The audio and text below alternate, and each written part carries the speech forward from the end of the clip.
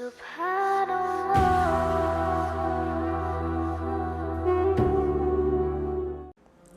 محمد شایان صدیقی کلکتہ سے پوچھتے ہیں، ہمارے امام مسجد کا عقیدہ یہ ہے کہ حضور صلی اللہ علیہ وسلم ہمیں سن سکتے ہیں، اور وہ یہ کہتے ہیں کہ اگر حضور کا تھوڑا کرم ہو جائے تو ہمارا فلاں کام اچھے سے ہو جائے گا، تو کیا میری نماز ایسے امام کے پیچھے ہو جائے گی؟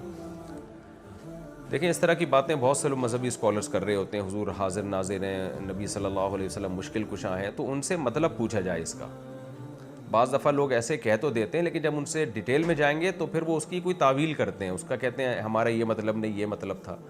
تو کفر کے بارے میں شریعت نے احتیاط کا حکم دیا ہے کہ جلدی کسی پہ کفر کا فتویٰ نہیں لگایا جائے گا، تو احتیاط سے کام لیا جائے۔ تو آپ کو چاہیے کہ آپ امام صاحب کو چھاؤں میں لے جائیں، تنہائی میں لے جائیں، اور آپ ان سے پوچھیں کہ حضرت جی یہ جو آپ نے الفاظ کہے ہیں کہ نبی کا ہم پہ کرم ہے تو کام بنے گا، نہیں ہوگا تو کام نہیں بنے گا، اس کا مطلب کیا ہے؟ آپ نے کہا نا کہ نبی کا کرم ہو جائے گا تو کام اچھا ہو جائے گا، تو کیا مطلب ہے آپ کا اس کا؟ کیا نبی صلی اللہ علیہ وسلم اپنی خبر مبارک سے بیٹھے بیٹھے آپ کو یہاں فائدہ پہنچا سکتے ہیں؟ کیا آپ کو اللہ نے اختیارات دیے ہوئے ہیں؟ اگر وہ اس طرح کی بات کرتے ہیں تو بھائی یہ تو سیدھا سیدھا کفر ہے۔ اسی طرح یہ جو کہا کہ وہ ہمیں سن سکتے ہیں، تو آپ کہیں کیا مطلب؟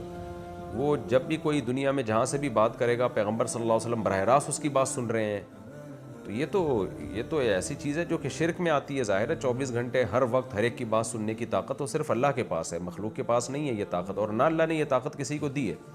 وقتی طور پر، معجزے کے طور پر، کرامتی طور پہ کوئی سن لے، اللہ کسی کو سنا دے، ایک الگ بات ہے، لیکن اختیار دے دینا ہر وقت ہر ایک کی بات سننے کا، یہ صرف اللہ ہی کے پاس ہے یہ اختیار۔ تو اس لیے یہ تو ان سے امام صاحب سے پوچھیں، اگر وہ کہتے ہیں اسی طرح کوئی تعویل نہیں کرتے اور ایز اٹ از ان کا عقیدہ ہے، تو پھر بھائی یہ تو شرک ہے، مشرک کے پیچھے نماز نہیں ہوتی۔